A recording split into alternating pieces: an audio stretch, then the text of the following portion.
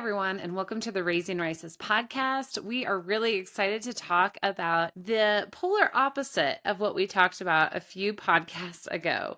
We did a podcast on raising girls differently, and today we are going to be tackling raising boys differently.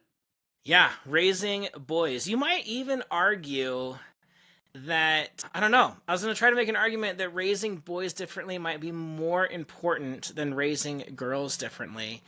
But I guess it's different. In a different way. There's a different set of challenges.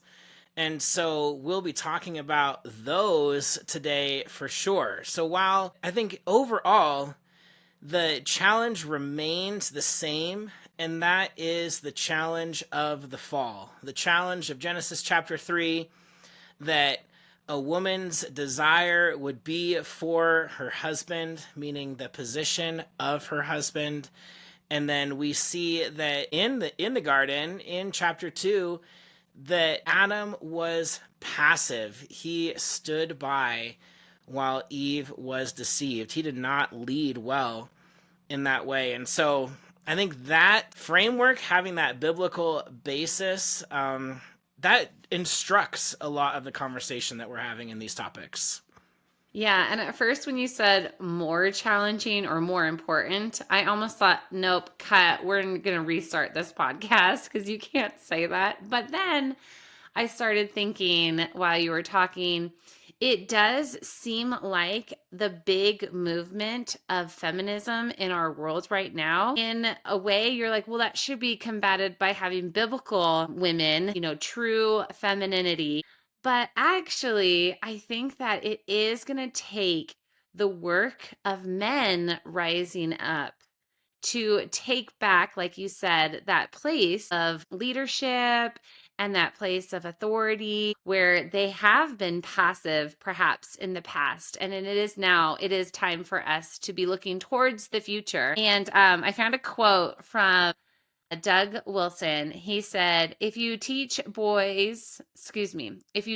teach the boys, the men won't know. And so Mm. he was arguing that there is a trend leading towards the need for the young men right now that we are raising to become the heroes of this next generation, and learning to be men, biblical men, is going to be exponentially important.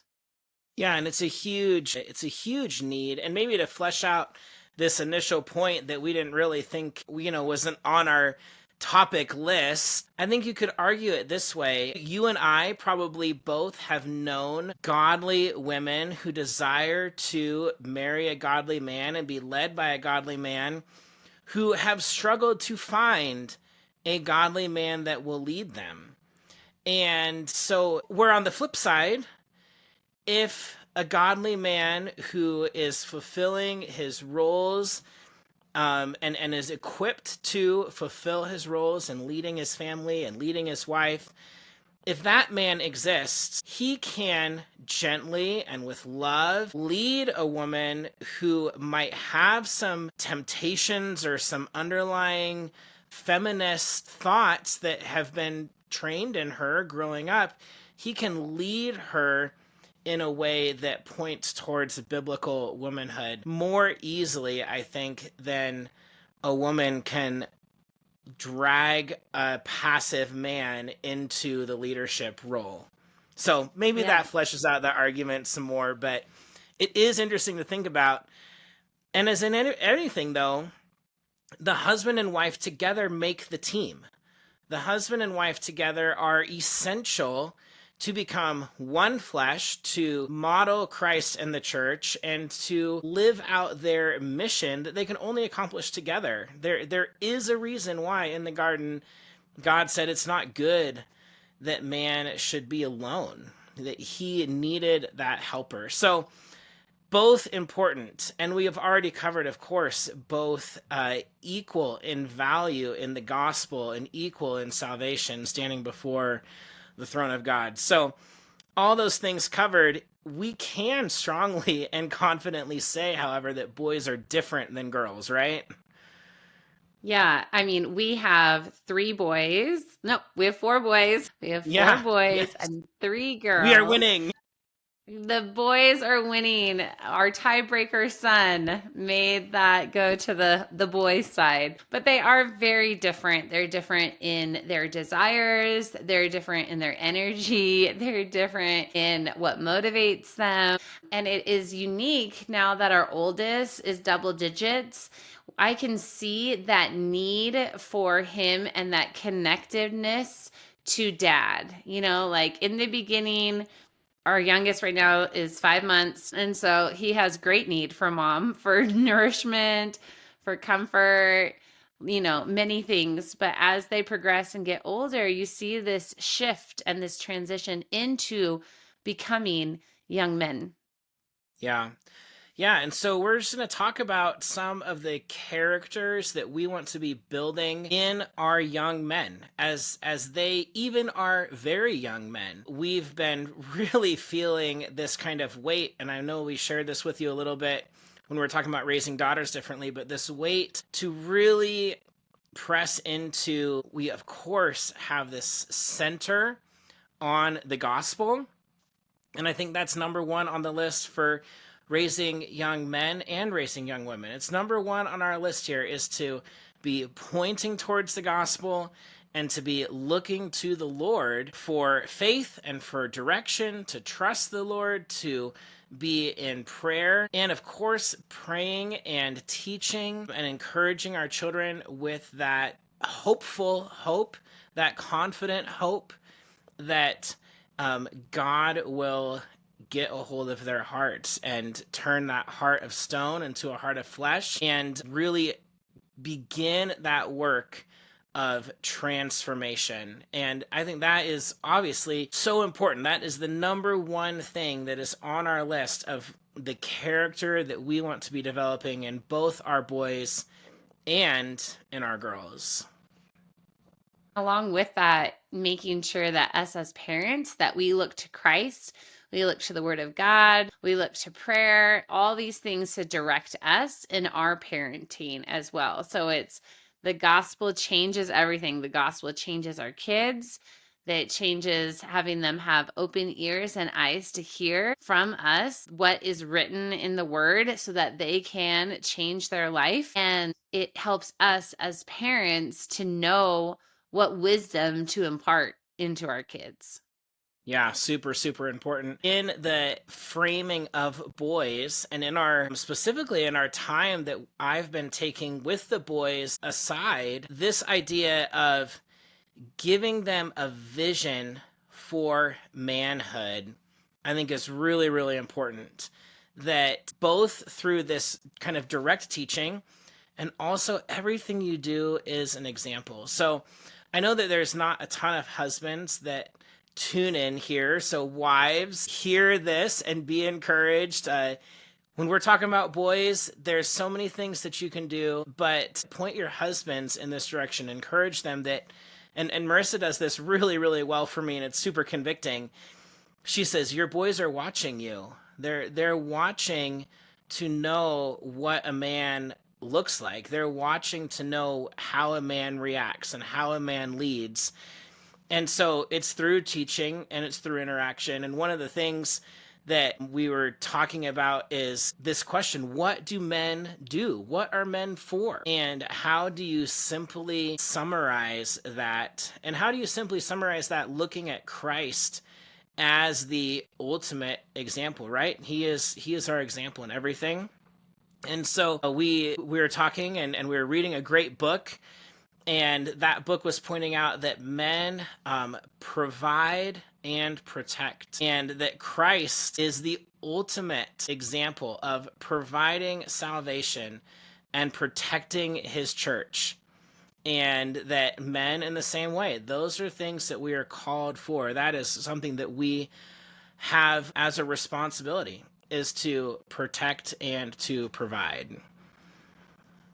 And a practical application of this for our own kids is to allow them to start to experience what it looks like to protect and provide. And obviously, they're young, so they're not going out to work to provide for their family. But in small applications like Darren works night shift call at the hospital.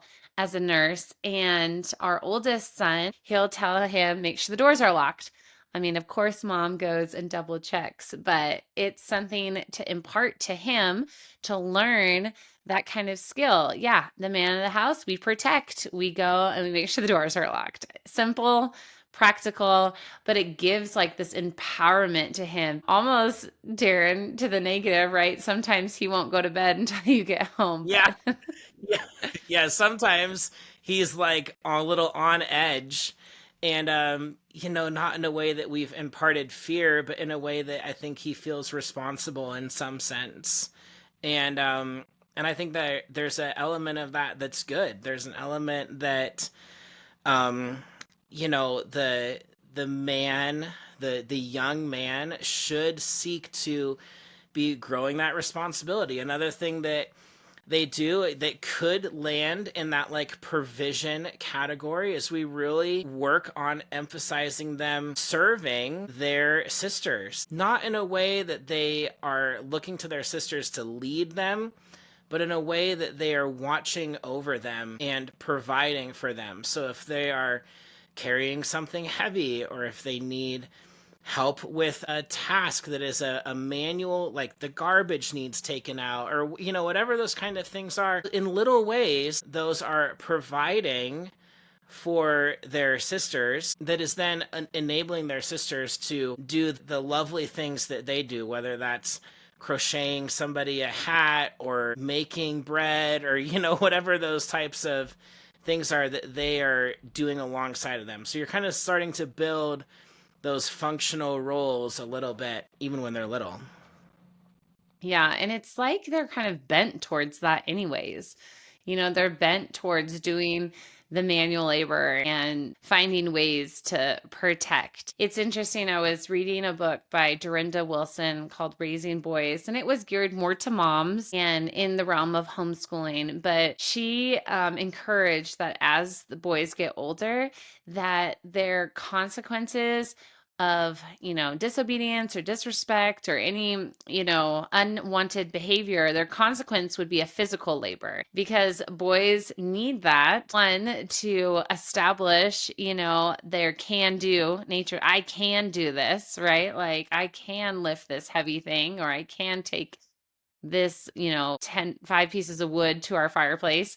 But then they also need some way to work out their frustration or their disappointment in themselves for their disobedience. So I thought that was Hmm. interesting. It kind of goes with their bent too, Yeah, yeah. That work is a good and sanctifying thing, and particularly manual labor. That there's a quality and a character that builds, both in suffering to some extent, and in accomplishment, that you can there's a physical thing that is accomplished as you finish that. I think that's good on both accounts there.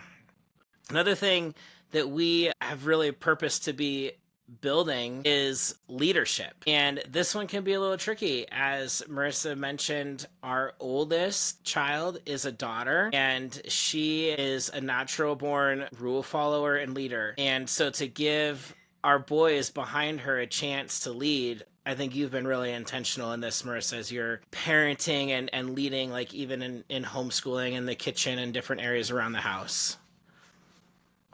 I know I feel like there's many conversations that I've had with my daughter to encourage her to allow her brothers to lead, to allow them a chance to learn what it feels like to be a leader. And it's kind of this beautiful situation where as she learns to let them lead, she learns how to be led at the same time. Mm, And it is when you do have a strong personality, and I'm very much like her, when you have a strong personality, female, particularly, talking about myself, that wants to come in and that wants to lead, the tendency for the male is to let her, like, okay, go ahead, and that kind of comes back to the passive thing that you mentioned earlier. But the what we really want to do, especially in raising young men, is to give them a chance to lead. And if you don't have a son and a daughter, maybe you just have a son, This can also play out between mom and son. I definitely have found myself making comments like, how do you think that would work? Or, can I follow you and you show me, to my son if they're doing different things, or giving them responsibilities to be the leader over. Like when dad's at work, I asked one of my sons, could you be in charge of the fire today? And I know, Darren, that you do that too, where you call out one of the sons and you're like, I need you to be this person, this role today, Yeah. Yeah, it's important in little tasks and in bigger tasks. Sometimes they'll be assigned, some sort of chore, and I will look specifically at one of them, and it's not always the oldest. I'll look specifically at one of them. I say, I need you to be the leader of making sure that this is done in high detail and finished completely. And then sometimes it's in small things. Sometimes it's as simple as we are gathering for a meal, or we're gathering for our Bible lesson or our family worship, and turning to one of the boys and asking them if they will be the one that leads the prayer. And I think that ultimately, as we're teaching these small traits of leadership, it's not that every boy has the innate gift of like corporate leadership, the way that we think of leadership in the world today. I think there might even be a particular gifting that you could argue for, that some people are gifted to be corporate leaders. But I think that there is a significant role of leadership that is all men are called to. That there is it's very clear in Ephesians chapter 5 that Christ is the head of man and man is the head of his wife, that there is a leadership function there. And then it's also clear throughout the New Testament that men are to be elders and overseers, protecting sound doctrine and teaching the right way. And of course, women are called to train up younger women in godliness. But there is a function of leading the church that is also called out for men to fulfill. And so as we are building these leadership traits and building confidence in leadership in our young men, that translates forward. And so one of the things that we were talking about even recently too is just the challenge in church culture overall that we have, which is exactly what you were saying a minute ago, which is that if it is the natural tendency of man to passively just step aside if somebody else speaks up. And not that you need to be belligerent or overbearing or any overly aggressive leadership traits that are not good leadership, but that we need to equip and build our young men to be men of God, so that when something comes up and there's a class to lead, or there is a need for a teacher, or there is a need for somebody to function in the greeting of the people and the welcoming of them to church, like whatever those areas are, as men, I think we should be the ones that are stepping up and leading, especially when it's in a function of teaching or training or discipling, particularly other men. So I don't know if you have extra thoughts to add to that, but Yeah, I think that in the home setting, when you have young boys who are becoming young men, it is such a beautiful thing to allow them to figure out in that setting with the parents as the guides how to lead well. It is a skill to lead well. And it is, as you've pointed out, maybe perhaps not the natural tendency. Just like submission isn't necessarily the natural tendency of women, right? But it's something that you can work and train yourself in and practice with those people that love you immensely, like your family. I know we'll get into the ditches or the challenges at the end, and there is like definitely guardrails that you can go one way or another, and harsh leadership is one and passive leadership is another. And so really trying to teach how to gather the troops to be that first one into battle, right? It's not a dictatorship where you're sitting on the sideline saying, well, you need to clean that dish and there's a spot right here. And, but rather you are the one that is working.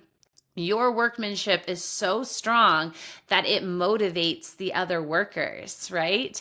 And that is something that needs to be taught to boys because I think two reasons. One, I have seen, and I'm not a male, so you can, let me know, Darren, but I've seen that men tend to get pigeonholed or hyper focused on what they are doing, and it can make it difficult to lead others. And so making sure that the diligent work comes in with also the, watching or being aware of others around you.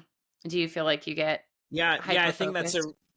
yeah, I think that can be a challenge. Like we can get a little focused on one thing or our task and doing our task well, or we can like forget to work because we're just watching what everybody else is doing. And it takes practice. It takes learning how to do that. And I've had to learn how to do that in a lot of different settings, in the professional setting, in service, in the church setting, and it's essential because if you miss one or the other side of that, it can be a real detriment to the cohesiveness of the team. And I think Yeah. that comes too with Ephesians chapter 5, like I mentioned before, it carries on, and in that leadership Christ again is the example. And the example being that Christ laid himself down for the church. And in the same way, husbands are to love their wives. And so even in the setting of the home, there is there's this balance. And I think you talked about guardrails, and you miss when you fall off one side or the other. You miss when you are belligerently barking orders and have no love or service in your leadership, in your family or in your church or in your community. But you also miss the other way, where if you are just the suffering servant and never the one that makes a decision or leads the way or confidently casts the vision, there's so many elements that there, if you are only the servant following everybody around serving them, it has benefit. You can't ignore that, but you have to juxtapose that with actual leadership. I don't know. It's Yeah. I think that the second thing too that I noted recently with training up young men to lead in settings where there's both genders is that young men tend to be very goal oriented. Like, I want to see this project through. Where young women still can be goal oriented, but need at times that encouragement instead of always a direction. And maybe that's because women are naturally the helper, the encourager. And so trying to navigate with our sons to be like, okay, I see this leadership quality. You're doing a great job being a leader. Like, you have a lot of plates you're holding up, right? You're trying to be a hard servant worker. You're trying to show what needs to be done next. And I'm going to ask you to also be an encourager, or at least to point out some good things that you're seeing on your team, because the success of working together, both male and female, and, also in a team, males, um, pointing out that and being the coach, being the captain will get you farther with your team than if you were just to bark orders. right. Yeah. Yeah, super important that there is that, like almost a sensitivity to or an understanding of the needs of the people or the motivations of the people that you're actually leading. While we're talking about teams, I think another really important thing to that I've heard and that I'm trying my best to implement is to make sure that the our young men who are going to be leaders, who are going to be the captains maybe of their team, whether that's in their family or at church or on a sports team one day, it is really important to have the integrity of sacrificial responsibility. So, as the leader of the team, let's say you're playing baseball and second base drops the ball. Instead of attacking the second baseman, you would phrase it as such.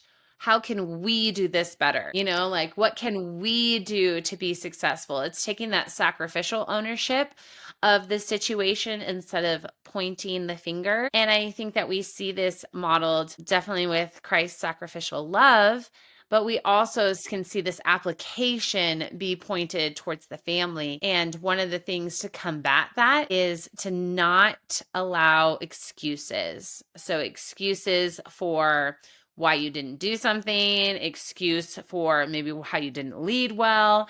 So, negating excuses and encouraging ownership of whatever happened or ownership of the team. I think it's definitely a male trait that will go well with them. Yeah, yeah. If you can be the one that steps up and takes that like full ownership, even if it wasn't necessarily your mistake. And I think we try to do that when we're teaching the kids to lead. Ultimately, if you delegated like the water to somebody else, but you didn't check it or they didn't do their job well, like we try to teach them, like that's back on you. Like if you were assigned the leader of the task, it's back on you to either sacrificially and quietly finish it yourself or to take the ownership of whoever didn't do it because you were ultimately the leader. And I think it's a strong and good thing.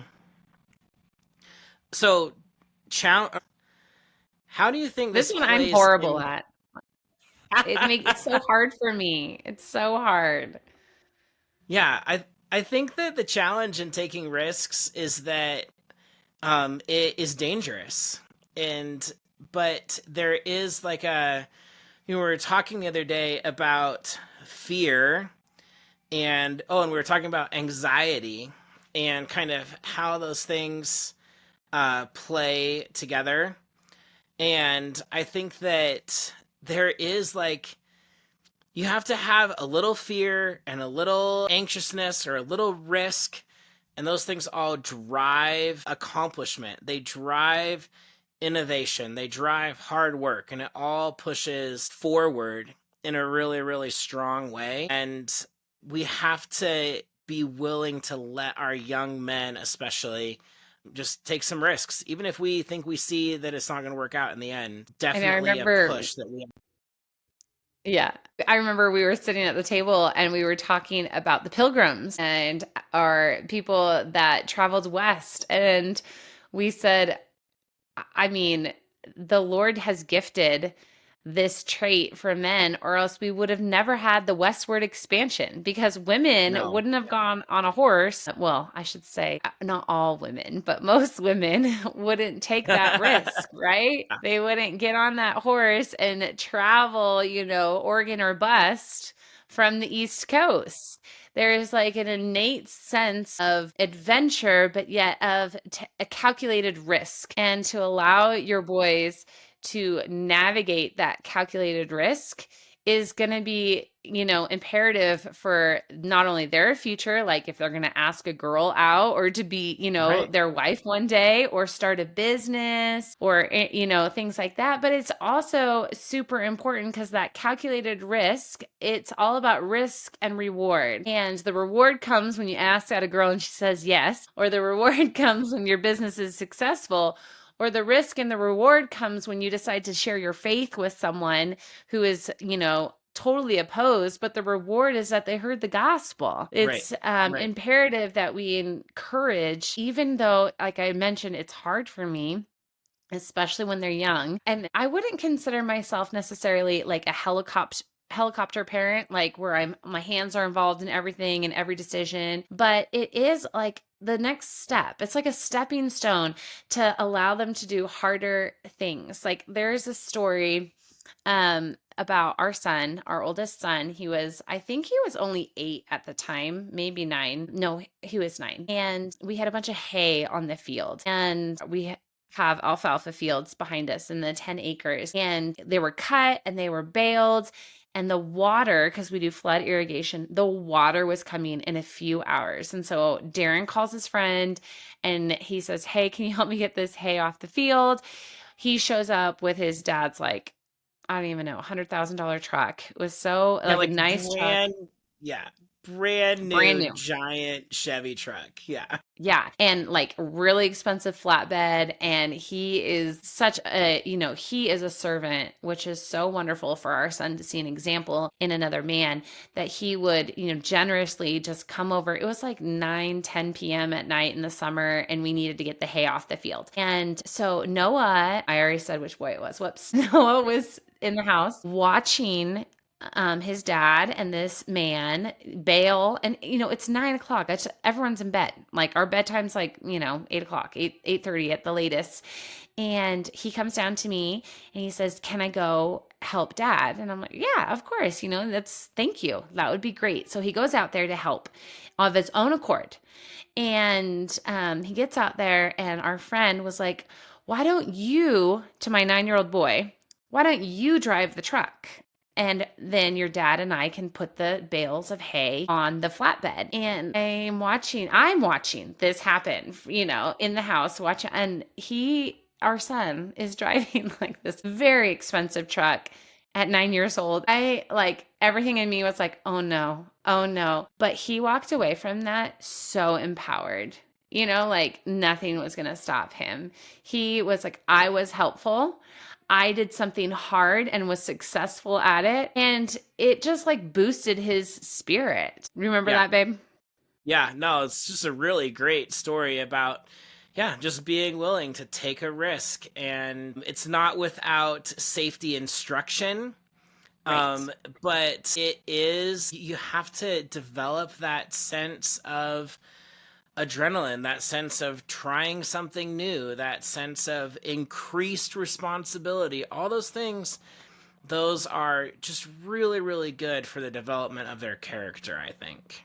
And I I heard think this in one. general, Oh, sorry. no, I was gonna say, I think in general we have a tendency to be, like you had mentioned, too safety oriented. Like we've gotten so far with like everybody, suing because their coffee was too hot, and the health agencies and OSHA, they're breathing down our neck all the time because is everything you're doing so safe that it's foolproof? All of that, I think, stifles that sense of adventure and accomplishment that you were talking about. Yeah, and all of the rules and regulations can be challenging for sure when you're trying to encourage, calculated risk. I would push back and say there is, good things that have come from that. And so I don't think we're saying it as a blanket statement, but rather as the sin in our world has been so heightened. This is what bothers me the most, that sometimes it's hard for me when I do have young kids to be like, "Okay, you have the skill set to do this. I just don't know what is around the corner." I'm thinking of an example. One gentleman said one thing that he does with his kids is like right before he thinks they would be, appropriately old enough to go into a store and buy something for him. So where it would be still a challenge, he says, "Okay, here's $5. Please go get me a gallon of milk." And then he like stays in the car and then watches them go inside and do it. And I think that as we talk about our sons having calculated risks, we as parents also need to have that same calculated risk.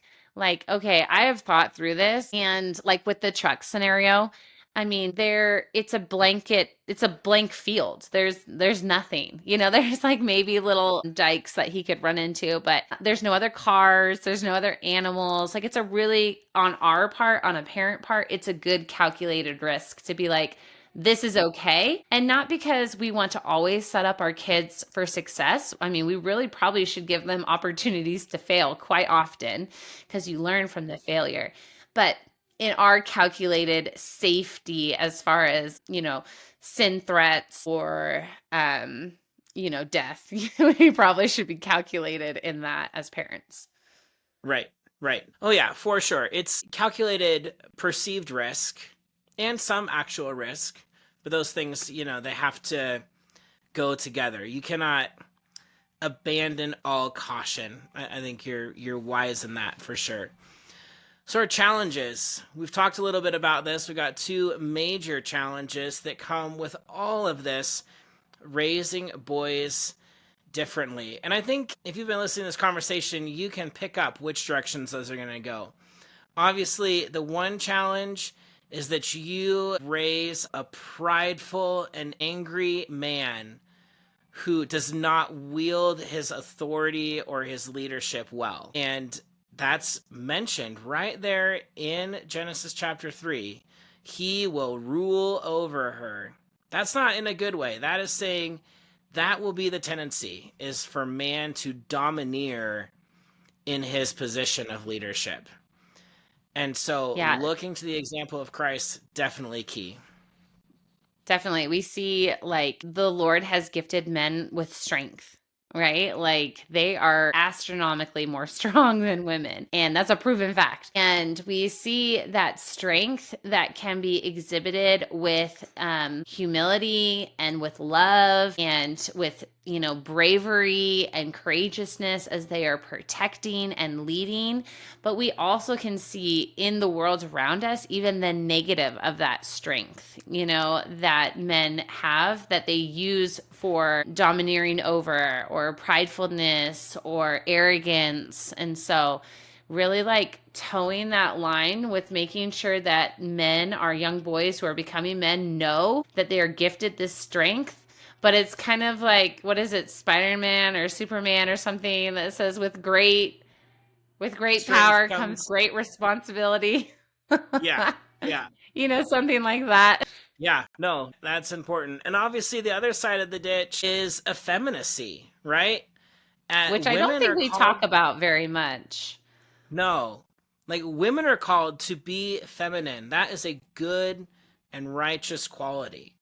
But men, to be effeminate is to sin. And that we have to teach humility and we have to teach strength in character, but we cannot be emphasizing feminine qualities to be the primary qualities of our young men.